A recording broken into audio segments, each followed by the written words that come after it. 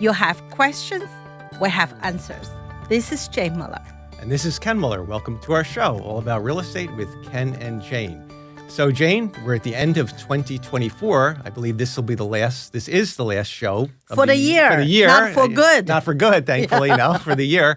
And we thought the best way to end the year would be to talk about the very commonly asked questions regarding this buyer agency agreement regulation, which went into effect back in August of 2024. A lot of customers, a lot of your clients have a lot of good questions and confusion about this. So we thought it's best to dissect this and break it down for our listeners. So the best we can. Yeah, I have to say, Ken, this year, 2024, the most asked question is about this buyer agency agreement.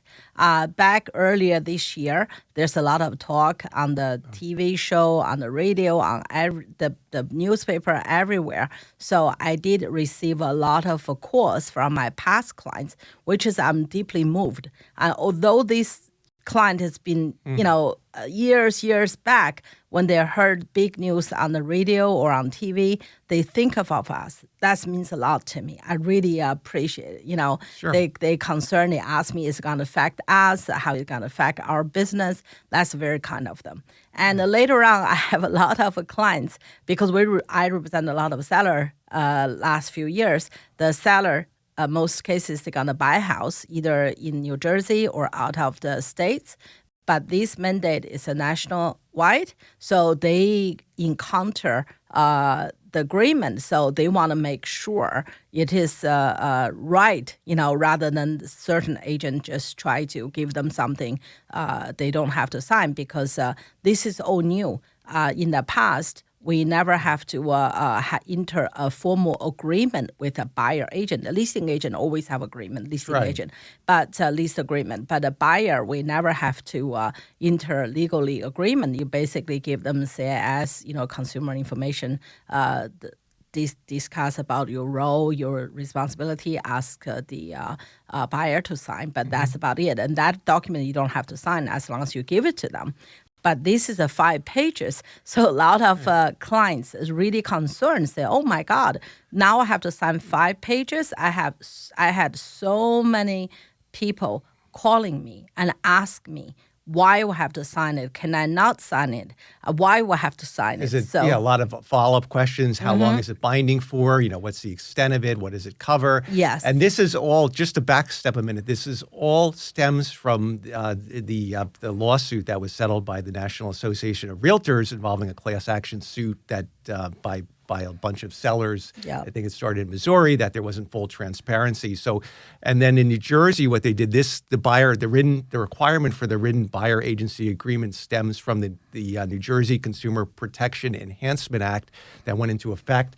That's one of the mandated changes is this written buyer agency agreement, along with other things like now the seller disclosure must be completed by the seller, which is a detailed questionnaire. There's certain other things for open houses. There has to be more notice to the visitors. Yes. You have to identify, the host has to identify who they represent. So we're going to break that all down, but we're going to focus mostly on the buyer agency agreement. And again, the reason for it is to ensure there's full transparency to the buyers, and that the fees, whatever the fee or the commission or the compensation is I guess the correct term, whatever the compensation that the buyer has to pay their agent must be specified in this written agreement. Yeah, once again, all these new law rules, the intention is to protect the public, is to helping the buyers. It's not really,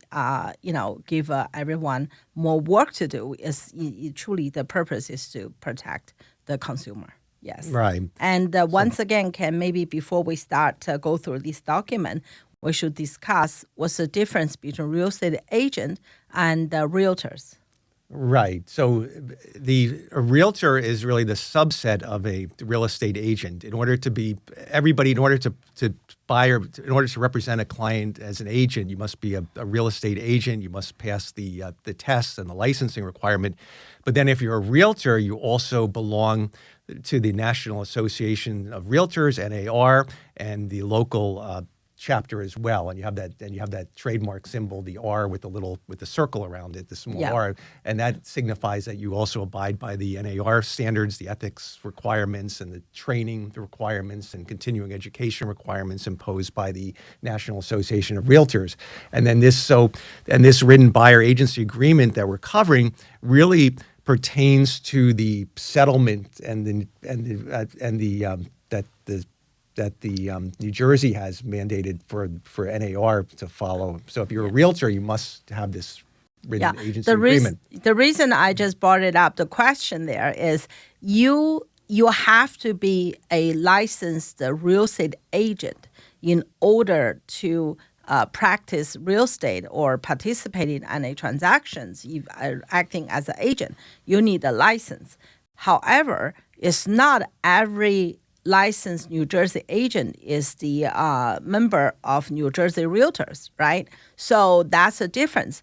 But in Central Jersey, because this radio audience in Central Jersey, to our best knowledge, the majority of the real estate agent in Central Jersey are in fact a member of NAR, the Realtor Association. So we call ourselves realtors because, we have, once, as Ken mentioned, we go through the training, we hold a higher level, the experience-wise, knowledge-wise, skill-wise, and ethic-wise, right? So that's why these documents is only for real estate agent whom also a member of the National Realtor Association. National Association of Realtors, right? Well, right. And if you're broker, and if you belong to a broker company, and if they're a member, then by requirement, you as the individual agent for that brokerage must also be a member of be a member of NAR as well as the local. The reason I say that, right? This one, what we go through now is New Jersey Realtor standard, the buyer agreement. If you're buying house in Florida, if you're buying house anywhere, outside New Jersey, they may have a similar document for you to sign. So, but they may add something specific that state. But majority of the overall, I would believe, is similar to the one we have in this agreement. And there were other states well before the lawsuit was initiated that already had as a standard practice, the written buyer agent agreements with their buyer. So this, Ken, I have to say, right? I mean, in the past, even though it's not a customary buyer signed agreement, but I know back when I started, right, long time ago, there are certain buyers agent that does sign agreement with a buyer because the thing is, right? I mean, once again, that time is customary. The seller pay the buyer agent fee, but it's not. The seller never mandated to pay the fee. I mean, that's about the lawsuit, right? Right. Never be the seller has to pay buyer agent fee.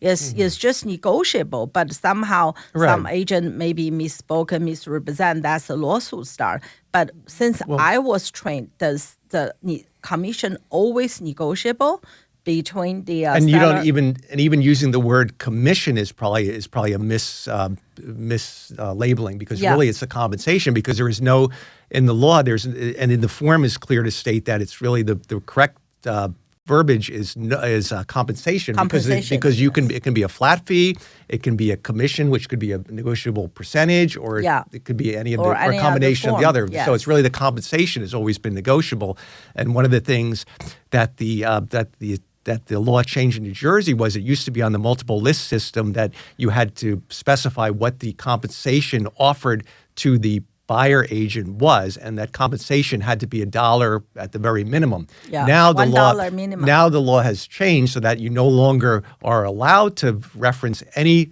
compensation to the buyer agent, and for any co-broker that wants to find out, they have to contact the list agent and ask them if they offer any compensation and what that amount would be. Yes, that's the change. So you're exactly right. It always was considered negotiable. Yes. There never was any fixed percentage or compensation amount or retainer amount. It always has been negotiable. Yes, that was a position, always has been. That was a position of NAR during the whole lawsuit, and I think that by not publishing it now, they're trying to avoid having people view and see, oh, they're offering a compensation of X, that they're offering the X, so therefore I must offer X, whatever X might be. So by eliminating any publication of the buyer agent compensation, you're thereby eliminating the transparency of what it is. So you're keeping it more. You're trying to prevent it. And that was the lawsuit said, hey, there's a collusion here. Everybody's holding level at X compensation, right? Yeah. And this is individually negotiated. So based on the market, based on your own experience, skill set, that's negotiated. So that's very important. And the next very important thing I would like to make sure, this is only our understanding of this document. So we are not attorney. We are not, special in this area. We just share our own understanding of this document based on the training we have from the office, from the association. So, I mean, if any error, please let us know. So we try to invite the association, the come to give a more educational speech here, but unfortunately we were not able to get the time with them. So that's why we just, because so many people asked the question, so therefore we thought, maybe we just use this time at the end of the year to discuss the most asked question. Just go through these 5 pages briefly, so give you some our understanding of the document. And the interpretations were changing from August over the last few months, what you can do and what you should do. So, they continue therefore, change, therefore, we felt the timing was most appropriate that we have this show towards the end of the year, rather than right after the law came out, because it was still evolving and NAR was changing, and the questions and the training we got from the brokerage and the interpretations were varying. So we're going to get into that first. We're going to take a short break, and we'll be right back after these messages. Okay, welcome back to our show. So, Jane, without further ado, let's get into the agreement itself. I think we did enough. 5 pages. We did well, we're not going to cover all the fill in the blanks because a lot of it is self-evident. But the first important part is on page 1, where you have to designate I think it's under paragraph 1, where the buyer, it's very important the buyer understand, because they have to specify, there's a blank that the buyer is designating their agent to represent them in the following areas.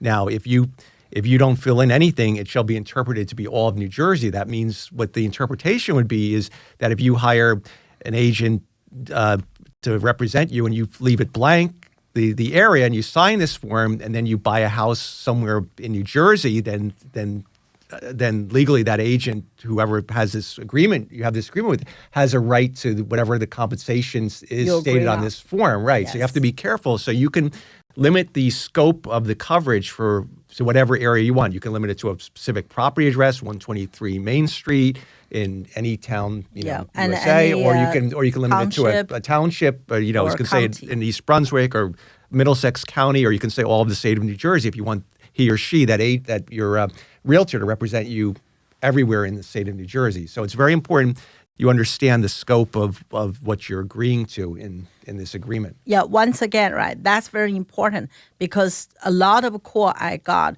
is the people say they're not comfortable to give such a agreement, right? And because once again, this new, so everybody worried about what they're signing. My advice to all of my clients were, if you're not sure about this agent because you just met or you're not so sure, why not just sign the 1 property or 2, whatever the property they show you? Because quite a few clients refuse to sign. And then it happened to me one listing we had a showing. At the end, they didn't show. So that was really strange. But the buyer came. What happened was, right, the buyer didn't want to sign the agreement. And the agent said, I can't show you the property. So therefore, the agent didn't show up. The buyer was there. So, and then the owner didn't know what to do. Obviously, they can see from the ringtone.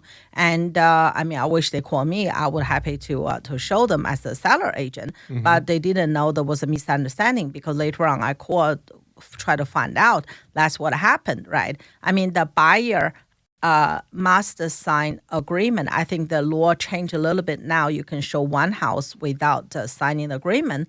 But in general, you have to sign the agreement. So my advice to the people, to the buyer out there is just put any home they showed you, because if the agent take the time to go through it, to show you, to explain to you, and they should be entitled of the compensation, whatever you agreed with, right? So therefore, but you don't want to lock in with a particular agent because you don't know whether it suits you or not. Later on, it's harder to cancel it, and or it's extra work to cancel any agreement. So therefore, maybe the middle point is just write the house the agent show you. So right. That way, way you can have a trial and error basis and test that, how comfortable you feel with that agent, working with that particular buyer agent when they show, if you limit it to one particular property that you're interested in putting an offer in on without limiting yourself to the entire county or But it is interesting in this agreement, and there seems to be a little bit of a contradiction in the language, because under paragraph 2, under buyer representations, paragraph A states the buyer does not have a business relationship with another real estate brokerage firm. But from what I understand it, you can have multiple relationships, but just not as long as they're not in overlapping territories. Like if I hire you for Middlesex as my buyer agent for Middlesex County, I can hire Jane Smith to represent me in Union County, and that's not a problem. But then they clarify, so really the buyer does have, so I think the intent for that paragraph is to say you don't have a business relationship with another brokerage firm for the same territorial. Yes. That's the implication, because by the second subpart B says no other buyer agency agreement is currently in effect for the area set forth above. Yeah. So they should have, I think they should have tightened the language. This is my lawyer side coming out.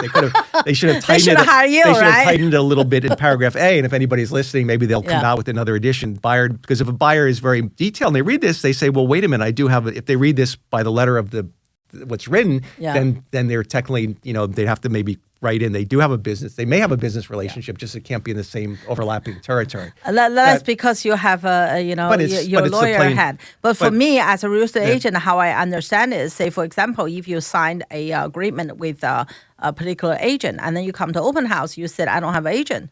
And then when we ask you to sign the exclusive agency agreement, because remember back in August, if anybody came to open house, they have to sign that time. Later on, they said one house you don't have to sign. Correct. So, but before that, it was everybody have to sign. When we put up this paperwork and the buyer refused to sign, why? Because they signed one. They just don't want to tell you they signed one. So this is, I think, the paragraph 2A, probably just let them know you signed one. You can't sign duplicated one for the same territory. Right, the same territory, Mm-hmm. And then the next thing we want to cover is really the term. It states you have to fill in the term shall begin on and expire on.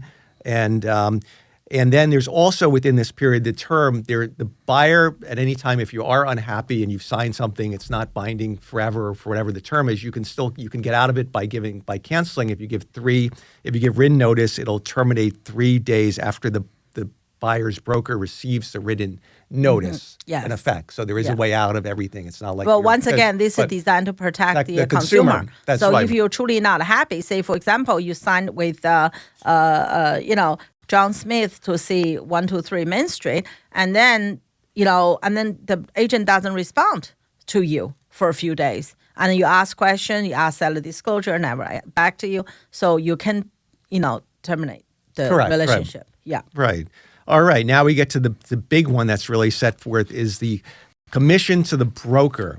So that would be now under this paragraph 5 of the buyer agency agreement. It specifies you can there's options you can put in offer a retainer fee, which can be non-refundable, or it can be applied to the or refundable. Or in the amount of, right. non-refundable. Yeah. That's right. And then this amount could be credited towards whatever the final compensation amount is, or there could be a commission structure, which could be either a percentage or a flat fee of the compensation.